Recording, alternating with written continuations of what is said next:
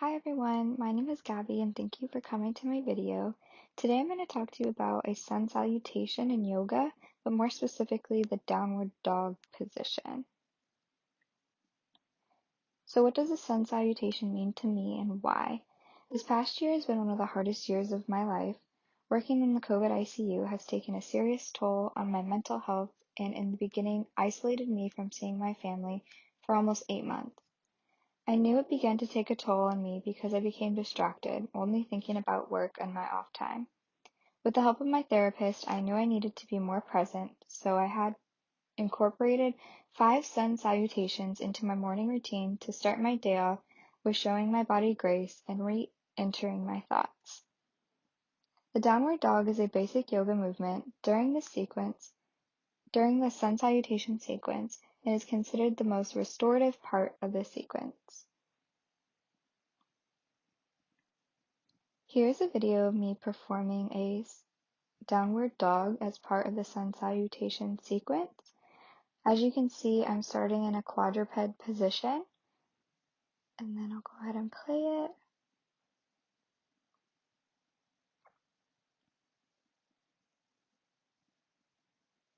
And there is the ending position. I'll play it one more time before we talk through it. Here I am in a quadruped and downward dog. So action steps of the quadruped position. So beginning on all fours, the anterior aspect of the feet are planted on the mat. The knees are flexed and weight-bearing on the yoga mat. You have a neutral spine. Your shoulders are flexed. Your elbows are extended. Your wrists are extended. And you're weight-bearing on the mat through your hands. And your fingers are abducted. So action steps to complete a downward dog from quadruped. With a large inhale breath, you proceed to dorsiflex the ankles so that the toes are now planted onto the mat, extending your knees, sending your glutes to the ceiling, allowing your hips to become a little less flexed than they were before, continuing to flex your shoulders until your biceps are next to your ears, continuing to extend your wrists, and abducting your fingers to allow more weight to be distributed to all fingers.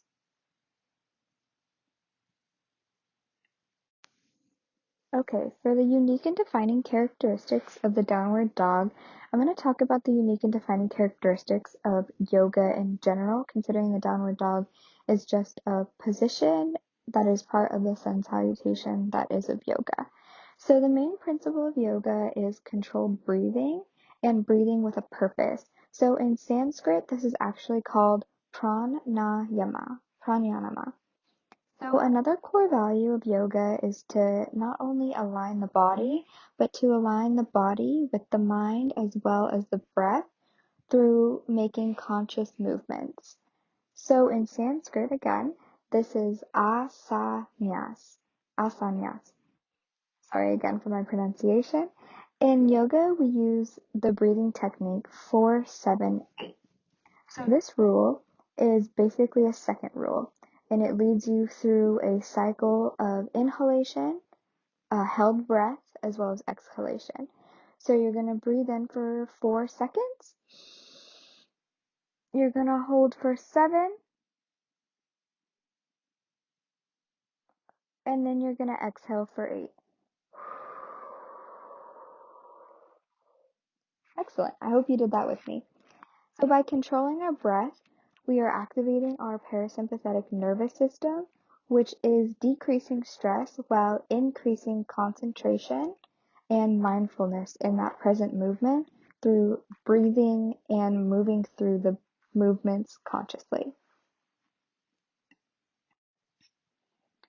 So joints to complete both quadruped and the downward dog with range of motion. So beginning in quadruped, we're going to start with our ankles in plantar flexion to about 45 degrees. Our knees are going to be flexed to about 90 degrees.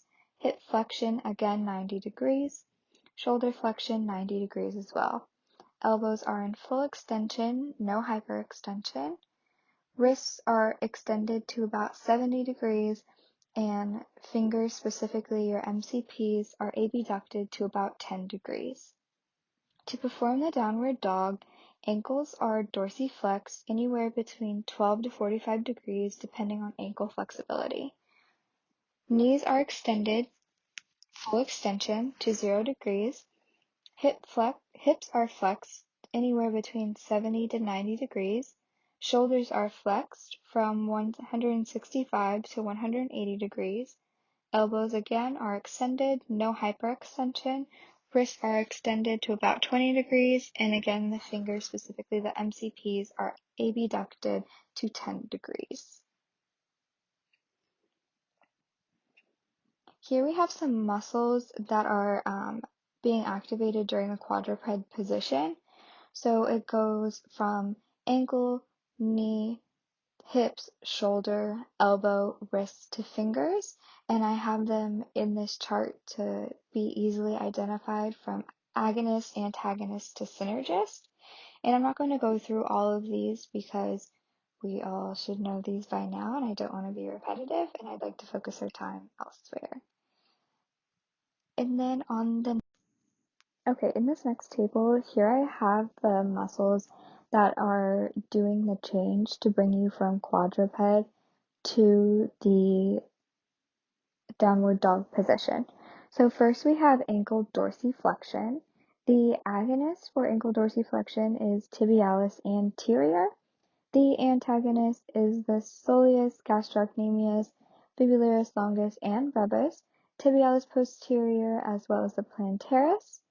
The synergist for this movement is the extensor digitorum longus. For knee flexion, the agonist is the rectus femoris, vastus lateralis, medius, and intermedius. The antagonist is the biceps femoris, semimembraniosus, semitendinosus, popliteus, gastrocnemius, gracilis, and sartorius. Again, I apologize for my pronunciation. And the synergist for knee extension is that there's no true synergist for actually this movement. So in regards to muscle contractions, there are two types of contractions that are occurring between these two movements from quadruped to downward dog. The types of muscle contractions that occur are eccentric and isometric. During the transition from quadruped to downward dog, the idea is to maintain neutral posture and complete the transition with minimal movement changes to allow a focus on breathing and the mind and body connection. Isometric contractions are occurring in the hip, elbows, shoulders, wrists, and fingers as their position and posture is being maintained throughout the transition. The two eccentric contractions that are occurring in the tibialis anterior for the dorsiflexion of the ankle and the quadricep muscle groups to allow for extension of the knees against gravity and to be able to complete the downward dog position. And then for limitations with provided modifications, I chose to talk about a rotator cuff injury and how this might affect your ability to perform the downward dog position.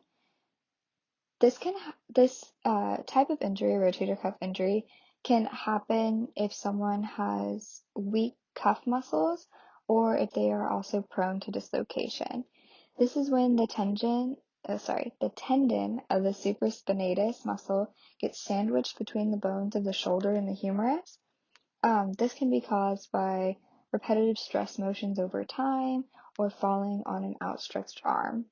This injury limits shoulder range of motion and ability to weight bear because of the pain it causes as well as the physical impingement itself.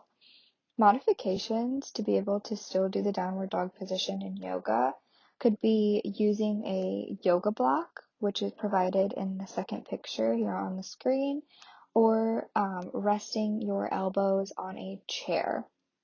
So these modifications are going to decrease the stress felt on the shoulder joint as well as offset some of the weight back into your legs and your feet. So it's less weight feeling direct on your wrists, your fingers, your elbows, as well as your shoulder. So basically just decreasing stress on the upper extremity.